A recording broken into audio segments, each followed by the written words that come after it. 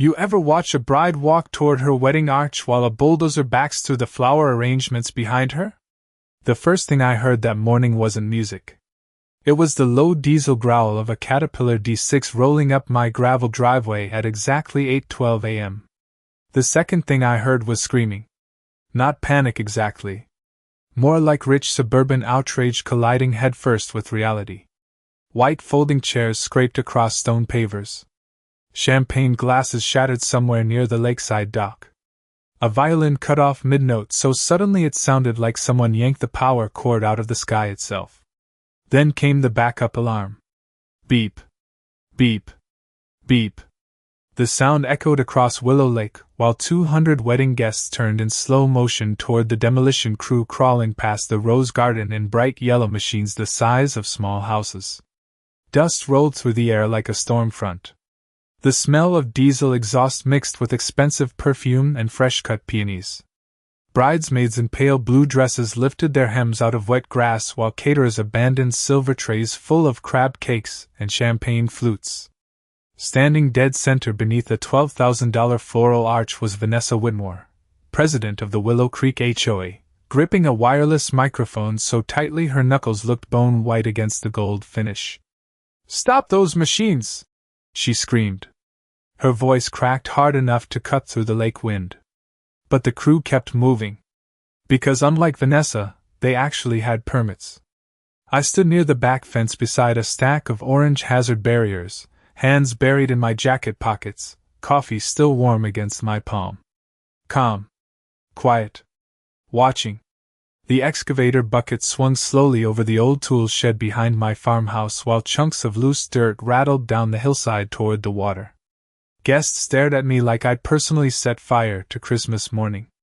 The groom looked seconds away from throwing up directly into his tuxedo. Somewhere near the dock, a wedding planner in beige heels was sobbing into her phone about insurance liability exposure. Funny phrase considering she'd ignored every warning I gave them for 3 straight days. Vanessa stormed across the lawn toward me, heels sinking into soft ground, silk emerald dress whipping in the wind behind her like an angry flag. Her makeup looked flawless from a distance. Up close, you could see the panic leaking through the cracks. "You psychotic son of a bitch," she hissed. "My daughter's wedding is happening right now." I took another sip of coffee. "I know." "Then stop the demolition!" The backup alarm screamed again behind her. Beep. Beep. One of the workers started unloading orange safety fencing around the west side of the house while another mounted a bright red notice directly onto the porch railing. Unsafe structure. Court-approved demolition order. Vanessa spun around so fast her earrings flashed in the sunlight. "You planned this?" she snapped. I looked past her toward the wedding guests standing frozen beside linen-covered tables and flower walls that cost more than my first pickup truck. Then I glanced at the cracked foundation running beneath the farmhouse porch. The same crack I warned them about repeatedly. "No," I said quietly. "You planned this." 48 hours earlier, my property had still been silent. 48 hours earlier, the property still smelled like cedar wood, lake water, and old memories. No flowers. No catering trucks. No violin music drifting across the shoreline. Just silence broken occasionally by wind moving through the pine trees behind the farmhouse. I had owned that place for exactly 73 days. Long enough to realize the foundation was worse than my uncle admitted before he passed. Not long enough to stop caring about tearing it down.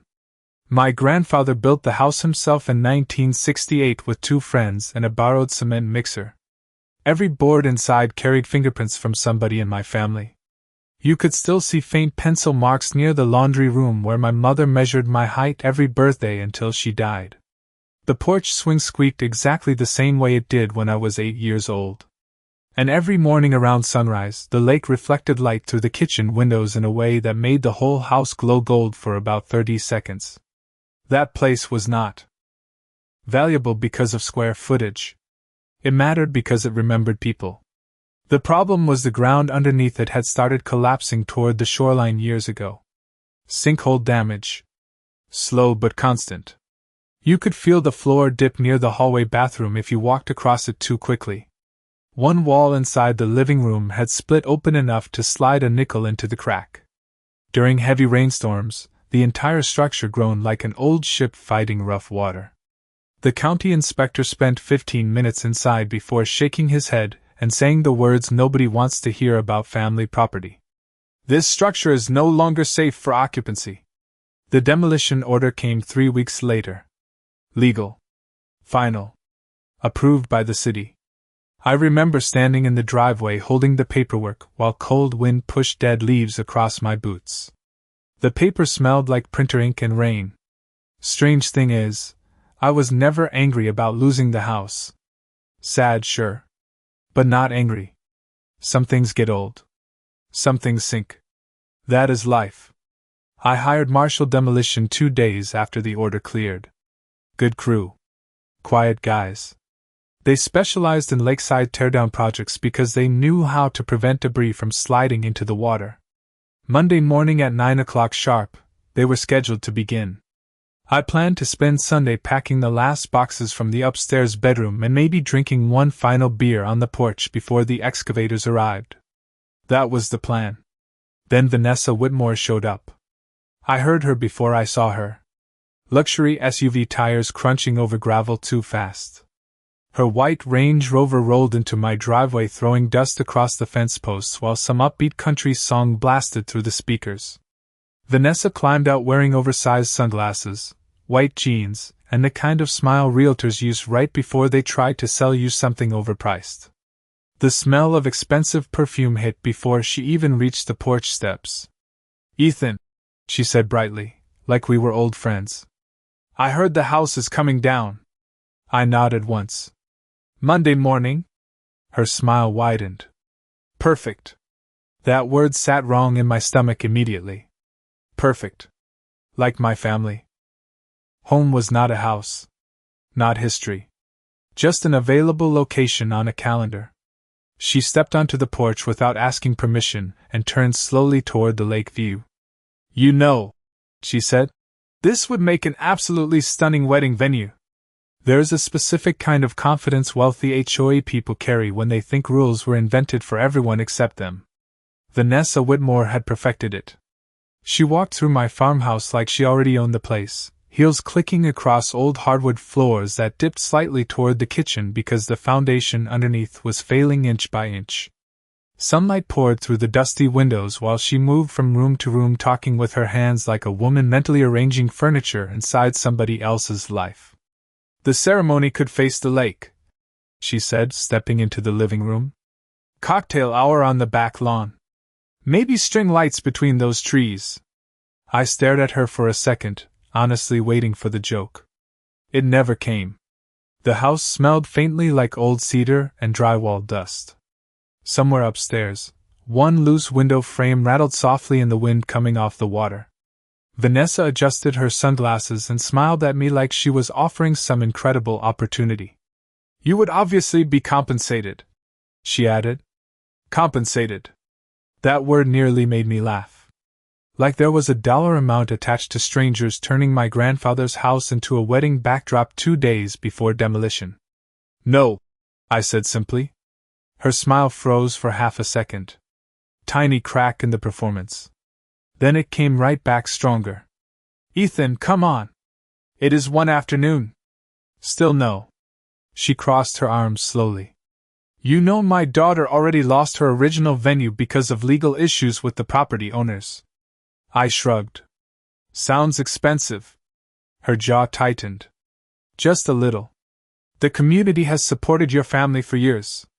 That line irritated me immediately because HOA people always say community when they really mean compliance. "The community did not pay this mortgage," I replied. "The community did not fix this roof. And the community definitely does not own this land." The air shifted after that. Not loud. Not dramatic. Just colder somehow. Vanessa stepped closer, lowering her voice into that fake calm tone people use right before they become difficult. "You really want to be the man who ruins a young woman's wedding?" Outside, Wind moved across the lake hard enough to shake the dock chains against the posts. Clink. Clink. Clink. I looked past her through the cracked kitchen doorway toward the back lawn where dead leaves drifted over the grass. No, I said. But I am also not the man dumb enough to host 200 people on condemned property. That landed. Her expression changed instantly. Condemned? Unsafe structure order. Sinkhole damage. I pointed toward the long crack stretching up the living room wall. The house comes down Monday morning. Vanessa looked at the crack for maybe 2 seconds before dismissing it entirely. It looks fine to me. There it was. The entire HOA mindset compressed into 5 words. It looks fine to me. Facts did not matter. Permits did not matter. Structural reports did not matter. If appearances stayed pretty enough for photographs, then reality became optional. Vanessa slid her sunglasses back on and headed toward the front door. I think you are exaggerating the danger, she said casually. People host events in older homes all the time. Not this one. She paused at the doorway and smiled again, but now it looked sharpened around the edges. Well, she said lightly, sometimes neighbors have to make sacrifices for the greater good. Then she walked back to her Range Rover, tires crunching across gravel while dust drifted through the afternoon sunlight behind her. I remember standing there on the porch listening to the engine fade down the road toward Willow Creek Estates. The lake breeze carried the smell of rain and distant barbecue smoke from somewhere across the water. Quiet. Peaceful. But deep in my gut, something already felt wrong. Because Vanessa Whitmore did not hear the word no very often. The invasion started Saturday morning at 6:17 a.m. I remember the exact time because the sound woke me up before my alarm did. Metal clanging. Truck engines idling. Men shouting measurements across my front yard. Like they were setting up a concert venue instead of trespassing on private property. I rolled out of bed still wearing yesterday's t-shirt and walked barefoot to the upstairs window. For a second my brain honestly could not process what I was seeing. White event tents covered half the back lawn facing the lake. 2 landscaping trucks sat beside the dock unloading decorative shrubs wrapped in burlap. Somebody had already hung strings of Edison lights between the oak trees near the shoreline. And parked directly in front of my garage was a refrigerated catering trailer the size of a city bus humming loudly enough to vibrate the porch railings. The smell of fresh coffee and diesel exhaust drifted through the cracked bedroom window while workers carried folding tables across the grass like they had been hired by God himself. I stood there staring in complete silence while one thought repeated in my head over and over. They actually did it. Downstairs, the old farmhouse creaked beneath my feet as I headed toward the front porch. Before I even opened the door, somebody knocked. Sharp. Fast. Impatient. I pulled it open to find a woman in black yoga pants holding a clipboard and Bluetooth headset. Wedding planner energy radiated off her like static electricity. Oh good, she said quickly. You are finally awake. We need access to the upstairs bridal suite by noon. I blinked once. The what? She sighed dramatically like I was the difficult one. Hair and makeup staging area. Vanessa said you approved everything. There it was again. Vanessa said. Like her name alone functioned as legal documentation. I stepped onto the porch and looked around while cold morning air rolled off the lake. A crew near the shoreline was unloading white ceremony chairs row by row into the grass. Somebody else carried floral arrangements toward the porch steps. Pink roses. White peonies. Eucalyptus garlands. Thousands of dollars worth of decorations spreading across condemned property. Nobody approved anything, I said flatly. The wedding planner froze for a second. Excuse me? This is private property. She stared at me like I had just informed her gravity was cancelled. But we already paid vendors. Not my problem. Her expression hardened immediately. Sir, the wedding is tomorrow. Still not my problem. The smell of wet grass mixed with fresh paint somewhere behind the house. I turned toward the driveway just in time to see Vanessa herself climbing out of another SUV wearing a cream-colored sweater and oversized sunglasses despite the cloudy sky. She walked across the lawn smiling brightly while workers moved around her carrying flower arches and sound equipment. "Ethan," she called cheerfully. "Everything looks beautiful, does it not?" Beautiful was not the word I would have used. Expensive, maybe. Delusional, definitely. Vanessa stepped onto the porch beside the wedding planner and lowered her sunglasses slowly. "I assumed after our conversation you would reconsider." I did not. Her smile tightened. "Well, unfortunately this event is already underway." I laughed once under my breath because the audacity almost deserved applause. "You do understand this is trespassing, right?" Vanessa waved her hand dismissively. "The HOA board approved temporary community access. The HOA does not own my land. The neighborhood requires flexibility for special occasions. This house is under demolition order." She leaned closer. "Then perhaps you should stop being selfish and let one good memory happen here before it disappears." That line sat in the air between us while wind rattled the porch swing chains softly behind my shoulder. Somewhere near the lake, a power generator kicked on with a loud mechanical hum. Vanessa smiled again like she had already won. Then she handed me a folded packet of papers stamped with the HOA logo. Community Event Authorization Notice. Fake enough to make my teeth hurt. The fake paperwork smelled like fresh toner and cheap arrogance. I stood there on my own porch flipping through pages stamped with oversized HOA logos while workers dragged extension cords across my lawn behind me. Community Event Authorization. Temporary Access Easement. Special Ceremony Approval. Every sentence read like somebody Googled legal terminology at 2 in the morning after half a bottle of Chardonnay. None of it meant anything. Vanessa watched me carefully over the top of her sunglasses, waiting for intimidation to do what actual law could not. The lake wind pushed loose strands of hair across her face while generators hummed near the shoreline, and somebody tested microphone levels through crackling speakers. "You understand this is fraudulent, right?" I asked calmly. Vanessa smiled without blinking. "You really want sheriff deputies dragging a bride off private property the day before her wedding?" There it was again. Not logic. Not legality. Social pressure. HOA people survive by making reasonable people feel unreasonable. I folded the papers once and handed them back. "You have until tonight to clear everything out." The wedding planner scoffed loudly behind her clipboard.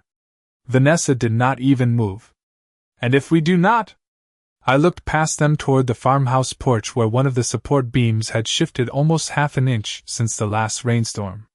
Tiny crack near the base. Fresh. Dangerous. "Then tomorrow is going to be expensive." Vanessa laughed softly like I had just threatened her with a parking ticket. "Ethan, you are outnumbered here." Then she turned and walked away across my lawn barking instructions into her phone while workers continued building an entire wedding venue around my house like termites constructing a cathedral. By noon, the property barely looked recognizable anymore. White linens covered every table near the lake.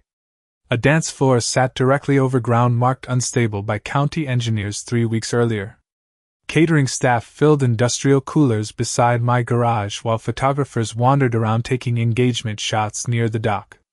The smell of grilled steak drifted through the air mixed with fresh flowers and lake water. At one point I watched a florist hammer decorative stakes directly into the same soft patch of earth where the sinkhole expansion started last spring. Nobody listened when I warned them. Nobody cared. Because rich people believe disaster only happens to other people. Around 3 o'clock, I drove into town and parked outside the county building with dirt still stuck to my boots. The air conditioning inside smelled like old carpet and printer dust. Quiet place. Fluorescent lights humming overhead. I found Deputy Inspector Harold Bennett exactly where I expected him, sitting behind a desk stacked with permit folders thick as phone books. Harold was the kind of county employee who had seen every version of stupidity construction projects could invent. He listened without interrupting while I explained the situation. Halfway through, he took off his glasses slowly and rubbed his forehead. They hosted an event set up on an active demolition property? Currently hosting, I corrected. Harold leaned back in his chair. Did you inform them about the unsafe structure order? 3 times. He stared at me for a long moment before opening the permit file. The sharp smell of paper and black ink drifted upward as he flipped through inspection photos showing the cracked foundation and shoreline erosion beneath the farmhouse. Legally, he said carefully, Monday morning demolition proceeds as scheduled unless the city revokes the order. Will they? Harold almost laughed. Not a chance. Outside, thunder rolled faintly somewhere over the hills beyond Willow Lake. Storm air pressed heavy against the windows while I signed updated paperwork confirming site access for Marshall Demolition at 8 o'clock Monday morning sharp. Excavators. Safety fencing. Full clearance crew. Official county oversight. Everything perfectly legal. Perfectly documented. Harold stamped the permit packet with a loud metallic thunk that echoed through the office like a judge closing a case file. You know, he said quietly, most people would probably cancel the demolition to avoid the headache. I slid the paperwork into my jacket. Maybe. Then I walked back into the storm air carrying the one thing Vanessa Whitmore never bothered checking. The demolition schedule. Sunday morning arrived wrapped in thick gray clouds and the smell of incoming rain. By sunrise, my property looked less like a condemned farmhouse and more like a luxury resort brochure. Workers hurried across the lawn carrying floral arrangements protected under plastic tarps while electricians ran temporary lighting cables through wet grass that should never have supported this much weight in the first place. Every few minutes the ground beneath the porch vibrated slightly from overloaded equipment rolling across unstable soil. Nobody noticed except me. Because I knew where the earth underneath the property had started hollowing out. I knew which side of the house shifted after storms. I knew exactly why the county red tagged the structure. And most importantly, I knew nobody there had bothered verifying a single legal document before turning my family property into a wedding set. Around 8 o'clock, Marshall Demolition called. The deep static-filled voice of Frank Marshall crackled through my truck's speakers while I sat parked near the bait shop across the lake drinking stale gas station coffee. You still good for tomorrow morning? He asked. I watched dark clouds reflecting off the water while distant music drifted faintly from the farmhouse property. Sound check for the ceremony speakers. 8 sharp, I answered. Full crew? 3 excavators. 2 dump trucks. Safety fencing. Inspector requested extra perimeter barriers because of the shoreline collapse risk. Perfect. Frank paused. You sound calm for a guy losing a house tomorrow. I stared across the lake at white tents glowing against the shoreline like some expensive hallucination. House has been gone for a while, I said quietly. Tomorrow just makes it official. Back at the property, the atmosphere had shifted from setup mode into full wedding fantasy. Valet signs lined the driveway. Somebody installed floating candles along the dock. The smell of smoked brisket and butter drifted from the catering station beside the garage while servers in black uniforms practiced carrying trays through the grass. At one point I counted 6 different photographers wandering around taking pictures of centerpieces and floral walls. None of them noticed the bright orange county notice still attached near the side porch warning about structural instability. Vanessa certainly noticed, though. She marched toward me just after noon holding a clipboard and iced coffee with the energy of a woman intoxicated by control. You are still here, she said flatly. Last time I checked. Yes. Her jaw flexed slightly. The bridal party arrives in 3 hours. I would appreciate it if you stayed out of sight during setup. I almost smiled at that. Out of sight. In my own house. Rain mist drifted across the lake while thunder rolled softly somewhere in the distance. Vanessa, I said calmly, did you verify the demolition permit? She froze for half a second before scoffing. There is no active demolition tomorrow. You sure? Absolutely. I nodded slowly. Interesting. Her expression sharpened instantly. What exactly is that supposed to mean? I looked past her toward the farmhouse where workers were currently hanging crystal lights across a porch officially classified unsafe by county engineers. It means, I said quietly, you should probably start reading paperwork more carefully. She laughed once. Sharp. Dismissive. Ethan, if you are trying to scare me, you are wasting your time. That was the moment I realized something important about Vanessa Whitmore. She did not believe consequences existed until they physically arrived in front of her wearing reflective safety vests. Logic would never work on someone like that. Warnings would never work. Pride insulated her from reality like armor. Which was fine by me. Because by 6 o'clock that evening, the final county confirmation email hit my inbox. Active demolition order remains in effect. Site clearance required Monday 8 a.m. I read it once while standing alone in the upstairs bedroom where my mother used to measure my height against the wall. Outside, the wedding rehearsal music floated softly across the property while rain tapped against cracked window glass. Somewhere downstairs, laughter echoed through my condemned house. I closed the email slowly and slipped my phone back into my pocket. Then I looked out at the glowing tents beside the lake and listened to thunder rolling closer through the dark.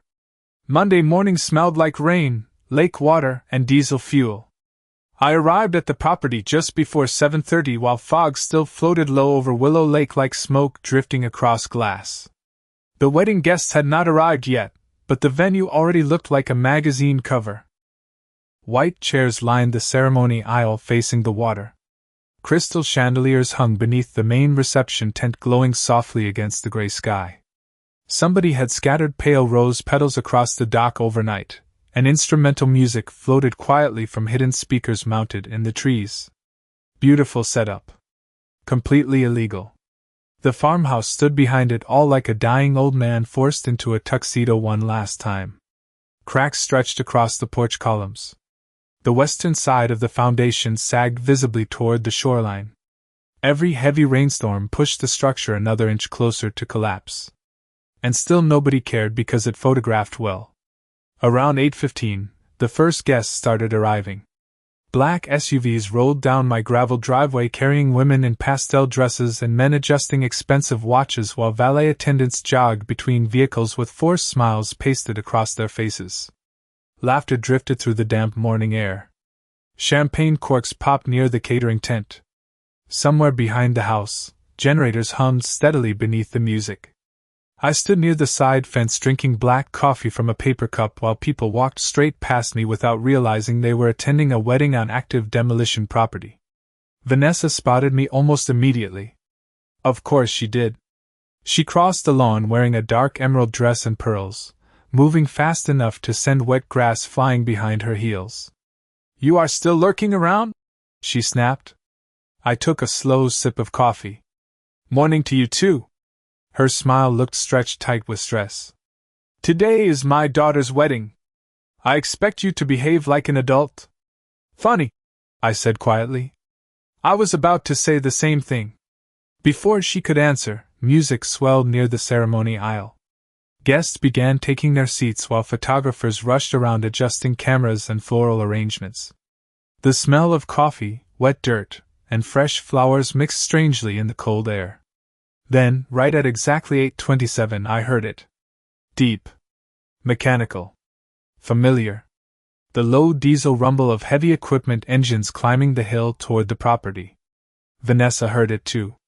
Her forehead wrinkled slightly as the sound grew louder. Then came the backup alarms. Beep. Beep. Beep. Every conversation near the ceremony stopped at once.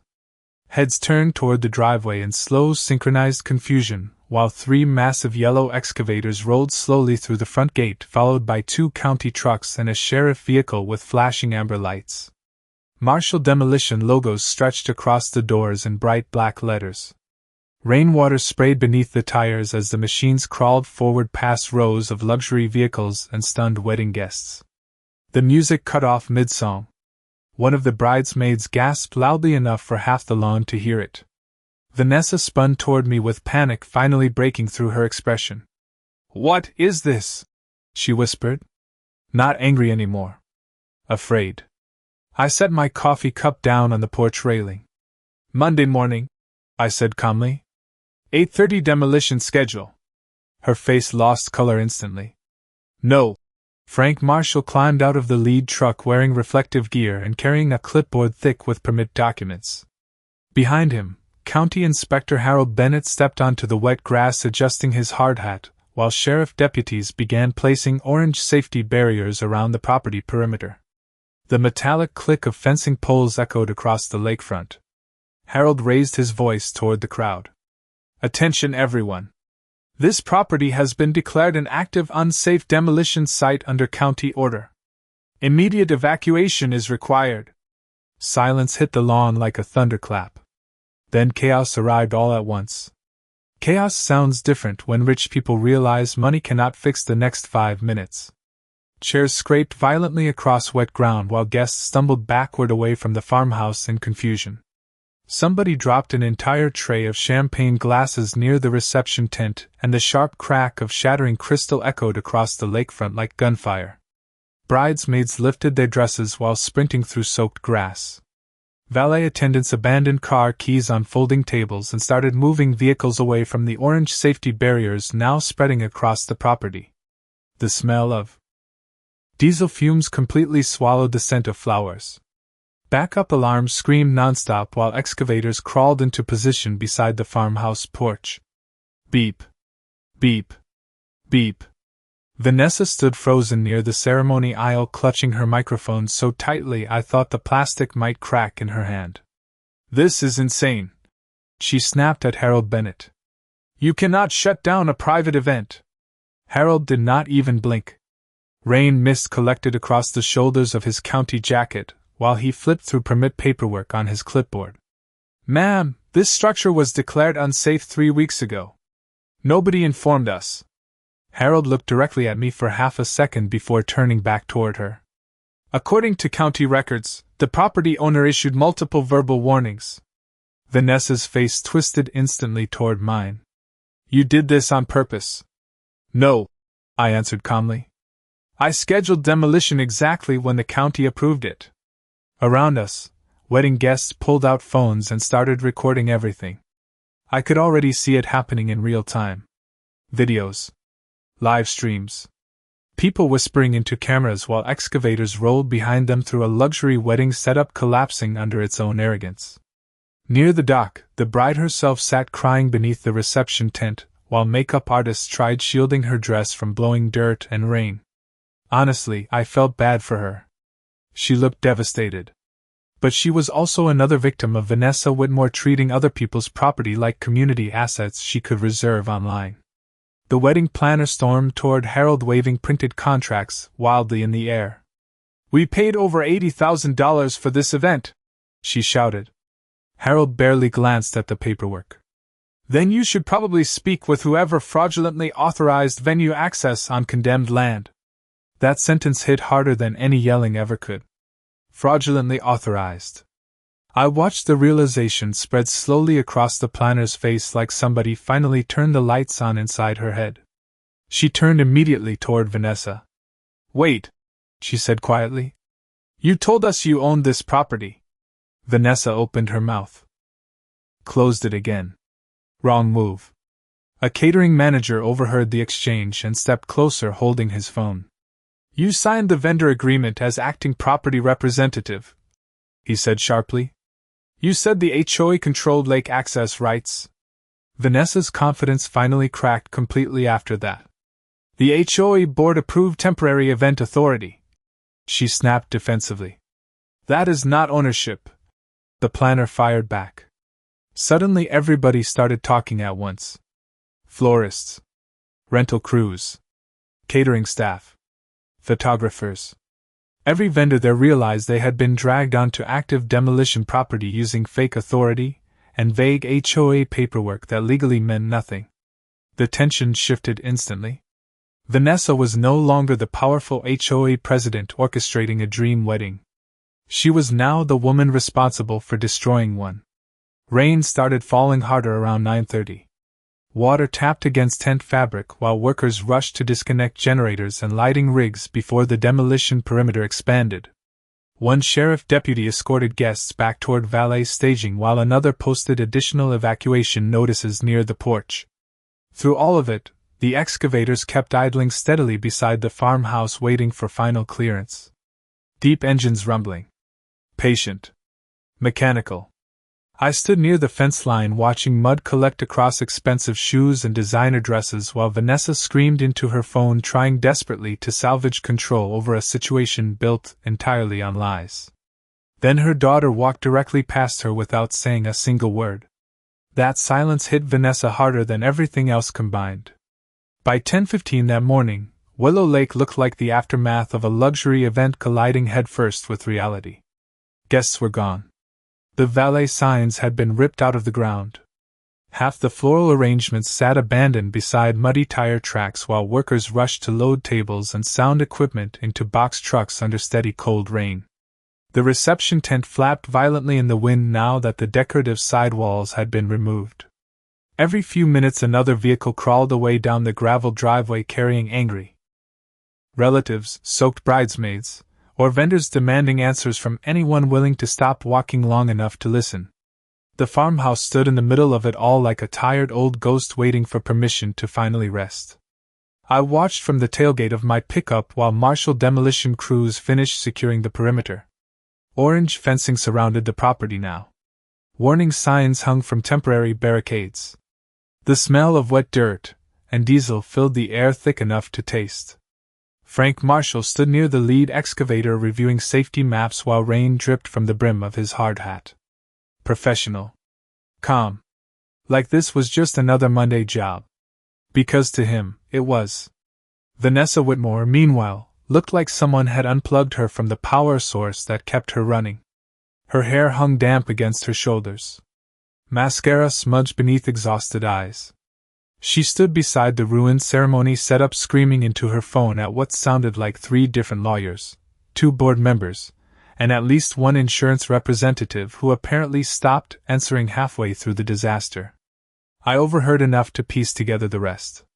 The HOA insurance carrier denied coverage almost immediately after discovering the event had been organized on condemned private property without legal authorization. The catering company threatened litigation for fraudulent venue representation. The wedding planner wanted reimbursement for every canceled vendor contract. Even the rental company demanded payment for emergency equipment removal during unsafe site conditions. Turns out pretending you control somebody else's land becomes extremely expensive once paperwork starts moving through actual courts instead of HOA meetings. Around 11 o'clock, Vanessa finally walked toward me through the mud. Slowly this time. No sunglasses. No performance smile. Just exhaustion wrapped in wet fabric and disbelief. Rain tapped softly against my truck roof while excavator engines idled behind us near the farmhouse porch. "You could have stopped this," she said quietly. I looked out toward the lake where pieces of white flower petals floated across dark water beside the dock. "So could you." Her jaw tightened slightly. "You wanted revenge." I thought about that for a second. The strange thing was, revenge usually looks loud in movies. Screaming. Chaos. Somebody slamming fists on tables. But standing there listening to rain hit steel and diesel engines hum through cold morning air, none of this felt loud at all. It just felt inevitable. "No," I said finally. "I wanted my property left alone." Behind her, Harold Bennett raised one arm toward the demolition crew. Final clearance. Hydraulic systems hissed alive immediately. One excavator rolled slowly toward the west side of the farmhouse while workers checked the safety perimeter one last time. Vanessa turned toward the sound just as the machine bucket pressed carefully against the weakened porch supports. Old wood cracked sharply beneath the pressure. Not violent. Just tired. Like the house had been waiting years to let go. The front corner sagged first. Then part of the roof folded inward with a deep groan, while dust drifted into the rain-heavy air. I felt something tighten in my chest watching it happen. That house held every version of my childhood inside those walls. Christmas mornings. Summer storms. My mother laughing in the kitchen. My grandfather teaching me how to sand cedar boards on the back porch. all of it disappearing piece by piece beneath gray skies and demolition machinery. Vanessa stood silent beside me now. Completely silent. Watching the consequences of her own arrogance collapse in slow motion beside the lake. I kept my eyes on the farmhouse while rain soaked through my jacket sleeves and diesel smoke drifted across the shoreline. "People like you always mistake patience for weakness," I said quietly. "That is the problem." Another section of the roof gave way with a long splintering crack while gulls circled overhead above Willow Lake. Then finally, after 3 straight days of entitlement, fake paperwork, and forced smiles, the property became quiet again.